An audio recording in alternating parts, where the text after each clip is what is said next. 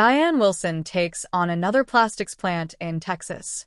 Reported by Dylan Bador in Inside Climate News. Diane Wilson, the prominent Gulf Coast environmentalist, filed a legal notice of intent on Wednesday to sue Dow for alleged large-scale discharges of plastic pellets from its 4,700-acre petrochemical complex outside Seadrift, Texas. Wilson, a 77-year-old former shrimper from Seadrift, sued another Gulf Coast petrochemical giant, Formosa Plastics, and ultimately won a landmark settlement in 2019.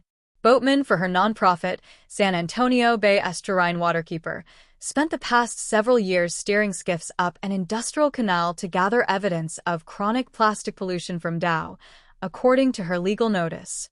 Untold quantities of plastic nurdles and other pollutants are being discharged to receiving waters and lands surrounding the facility, said the 25-page document, written by nonprofit environmental attorneys with Earth Justice and the Environmental Integrity Project. The danger to the environment and human health posed by this pollution will persist until these nurdles and other pollutants are remediated and the facility implements sufficient control measures, wrote the attorneys. A mother of 5 who has fought against local petrochemical companies since the 1980s, Wilson won international acclaim after 2019 when her ragtag campaign to collect evidence of illegal plastic pollution from Formosa Plastics' nearby Point Comfort complex yielded a historic settlement agreement, worth well over $100 million in penalty payments, facility upgrades, and cleanup projects. The Clean Water Act allows citizens to sue when federal or state regulators fail to enforce environmental law and requires a 60-day notice of intent. A spokesperson for Dow, Glenna Mayers, said the company was reviewing Wilson's notice and works closely with state and federal regulators to ensure compliance with all existing laws. Dow and Union Carbide run a program called Operation Clean Sweep to reduce the release of plastic materials from facilities into the environment, Mayers said. The Seadrift plant produces various plastics as well as chemicals for antifreeze, paints, detergents, shampoo, and other beauty products. Wilson once served 3 months in jail for scaling a smokestack at the facility in 2002 to protest chemical releases.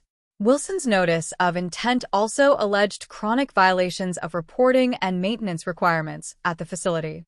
But, like with Formosa, the core of her case comes down to the massive amount of visible plastic, which is not authorized for discharge under any permit, in surrounding water bodies. That's their product. They make nurdles, said Lauren Godshall, a senior attorney with Earth Justice representing Wilson.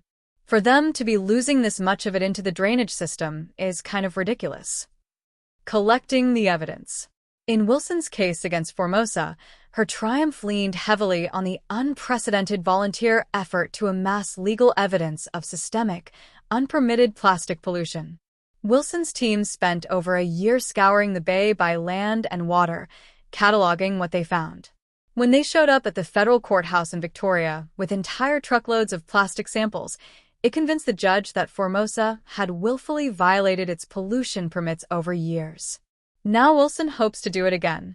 Formosa isn't the only plastics manufacturer discharging these plastic pellets, said Jace Tunnell, founder of a group called Nurdle Patrol at Texas A&M University's Heart Research Institute in Corpus Christi. It's happening up and down the coast. Tunnell said he turned up the first hint of large-scale plastics discharge from Dow in Seadrift in 2020 when he was a director at the University of Texas Marine Science Institute.